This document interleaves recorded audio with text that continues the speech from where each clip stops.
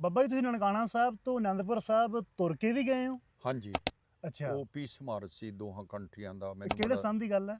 ਇਹ 2005 ਦੀ ਜੀ, 2005 ਦੇ ਮਾਰਚ ਵਿੱਚ ਤੁਸੀਂ ਮਾਰਚ। ਨਨਕਾਣਾ ਸਾਹਿਬ ਤੋਂ ਆਨੰਦਪੁਰ ਸਾਹਿਬ ਤੁਰ ਕੇ ਗਏ ਸੀ ਹਾਂਜੀ, ਔਰ ਤੁਹਾਨੂੰ ਕਹਿੰਦੇ ਨੇ ਬਾਰਡਰ ਤੇ 1 ਲੱਖ ਬੰਦਾ ਅੱਗੋਂ ਲੈਣ ਆਇਆ ਸੀ? 1 ਲੱਖ ਤੋਂ ਵੀ ਜ਼ਿਆਦਾ ਹੀ ਹੋਣਾ। ਅੱਛਾ। ਹਾਂਜੀ, ਬੜਾ ਮਤਲਬ ਜਿਹੜਾ ਉਸ ਹਾਥੀ ਘੋੜੇ ਹਾਂ ਹਾਂ, ਗੱਤਕੇ ਖੇਲ ਰਹੇ ਨੇ ਹਾਂਜੀ ਹਾਂਜੀ। ਤੇ ਵਿਧੀ ਚੰਦੀਆਂ ਦੇ 2 ਹਾਥੀ ਲੈ ਕੇ ਆਏ, ਉਹਨਾਂ ਸਲਾਮਾਂ ਕਰ ਰਹੇ ਨੇ। ਅੱਛਾ, ਬੜਾ ਵੱਡਾ ਜਲਾਸ। ਤੁਸੀਂ ਉਹ ਇਕੱਲੇ ਹੀ ਗਏ ਸੀ ਤੁਰ ਕੇ ਕਿ ਨਾਲ ਹੋਰ ਵੀ ਨਹੀਂ, ਕਾਫਲਾ? ਅਸੀਂ 45 ਆਦਮੀ ਸੀਗੇ। 45 ਆਦਮੀ ਸੀ ਮਤਲਬ ਉਹਨਾਂ ਵਿੱਚ ਤੁਸੀਂ ਲੀਡ ਮੈਂ ਕਰ ਰਿਹਾ ਲੀਡ ਸੀ, ਤੁਸੀਂ ਮੈਂ ਕਰ ਰਹੇ ਤੇ ਸੀ? ਮੇਰੀ ਵਾਈਫ ਸੀਗੀ, ਠੀਕ ਹੈ। ਆਰਗੇਨਾਈਜ਼ਰ ਮੈਂ ਸੀਗਾ। ਇਹ ਨਨਕਾਣਾ ਸਾਹਿਬ ਤੋਂ ਆਨੰਦਪੁਰ ਸਾਹਿਬ ਦਾ ਸਫ਼ਰ ਬਣਦਾ 260 ਕਿਲੋਮੀਟਰ, 264 ਕੁ ਕਿਲੋਮੀਟਰ 264 ਕਿਲੋਮੀਟਰ ਬਣਦਾ। ਹਾਂਜੀ, ਕਿ ਹਿੰਦੁਸਤਾਨ ਦੇ ਵਿੱਚ ਇੰਡੀਆ ਜਿਹੜਾ ਉਹ ਸਿੱਖਾਂ ਨੂੰ ਕੌਮ ਨਹੀਂ ਮੰਨਦਾ। ਕੌਮ ਨਹੀਂ ਮੰਨਦਾ।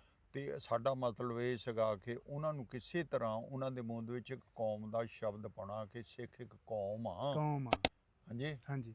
ਤੇ ਉਹ ਫਿਰ ਪਾਇਆ, ਤੇ ਉਹ ਜਦੋਂ ਉਹਨਾਂ ਨੂੰ ਬਾਅਦ ਵਿੱਚ ਪਤਾ ਲੱਗਾ ਤੇ ਉਹਨਾਂ ਨੇ ਮੈਨੂੰ ਉੱਥੋਂ ਡਿਪੋਰਟ ਕਰ ਦਿੱਤਾ। ਸਿੱਖੀ ਦਾ ਘਰ ਨਨਕਾਣਾ ਸਾਹਿਬ, ਹਾਂਜੀ। ਬਾਬੇ ਨਾਨਕ ਦਾ ਦਰ। ਹਾਂਜੀ, ਉਸ ਤੋਂ ਬਾਅਦ ਕੋਈ 250 ਸਾਲ ਬਾਅਦ ਜਾ ਕੇ ਸਿੱਖ ਕੌਮ ਬਣੀ ਆ, ਖਾਲਸਾ।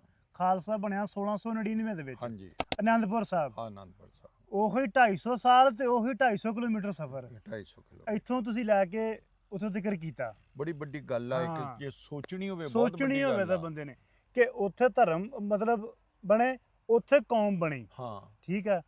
ਤੁਸੀਂ ਉਹੀ ਚੀਜ਼ ਆਪਣੀ ਪੀਸ ਦੇ ਵਿੱਚ ਦਿਖਾ ਰਹੇ ਸੀ ਕਿ ਅਸੀਂ ਇੱਕ ਕੌਮ ਆ, ਕੌਮ ਆ, ਇੱਕ ਕੌਮ ਆ। ਡਿਸਟੈਂਸ ਆ ਹਾਂਜੀ। ਕਿ ਨਨਕਾਣਾ ਸਾਹਿਬ ਤੋਂ ਇੰਨਾ ਇੰਨਾ ਤੇ ਸਿੱਖ ਮਜ਼ਹਬ ਤੋਂ ਲੈ ਕੇ ਸਿੱਖ ਕੌਮ ਤੱਕ ਜਿਹੜਾ ਉਹ ਇੰਨਾ ਟਾਈਮ ਉਹ ਵੀ ਟਾਈਮ ਇੰਨਾ।